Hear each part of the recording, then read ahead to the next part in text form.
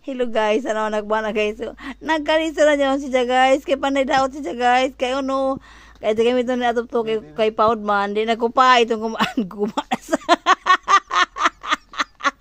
Uno sa diri na sab, uno sab. Ha?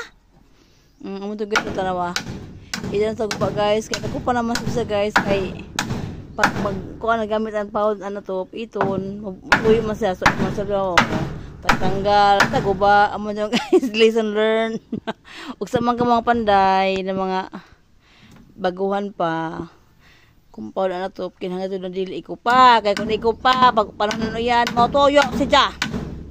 Og sa magtimaan para dili magdoble ang hago nan magpanday. Para dili magkaskas ito ng sepi sa itong Paud. Kay mo toyo guys guys, mo balik. Wow! Sana na. Na guys, oh. Lantaw na yung trabaho. Oh, yan na pala ikotrolong ko na. Magkotro itong kay pada ito di magkupa. Kay lisod na. Basit ito ng tuyo ito. Tuyo na. Lata na kay kupa hairs man. So, mo itong siya, oh. Siya lang trabaho guys. Kay lisod na mo trabaho ko. Mubo man ako. Di man kaya na ako height. So, anak na siya. Diba? Kaon guys ang baking guys. Si Tara juga guys nagtrabaho kay isod na mag-iba-iba na pala yung kabasa tusok ko na isang pag-asa sa bago sa lansang guys.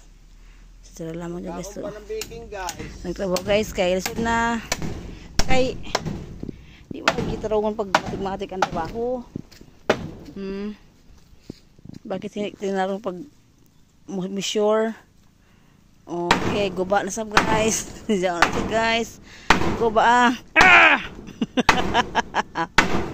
Guba guys. Mas narigo na guys. Guba na sab guys. Kay dira ko no, di ba? Tarong ko siya mo di nagubo no, di ba? Oh, see? Bakit mo tinanggal pang iba? Yan na ang dapat mong gawin. See? Sasabihan kita eh. Ano guys, oh? Na, hindi ko lagi magtiba ng trabaho niyo muna. Kinanglan ng trabaho. Isip-isipin ko talaga kay para dili magguba-guba. Kung Paud na to, kinanglan na pina-standing sa guys, oh. Kaya para sa dili sa mo balik an awas. Ang term na raw nagkupa sa mga Bisaya. Ang Tagalog, napasensya na kang Tagalog. Kaya ako, Bisaya, magdada ko. So ito na. Nasasagong ko pa guys, oh. Isa hirig sa guys, eh. Ginoo ko. Maghanap ko sa na maguba. See?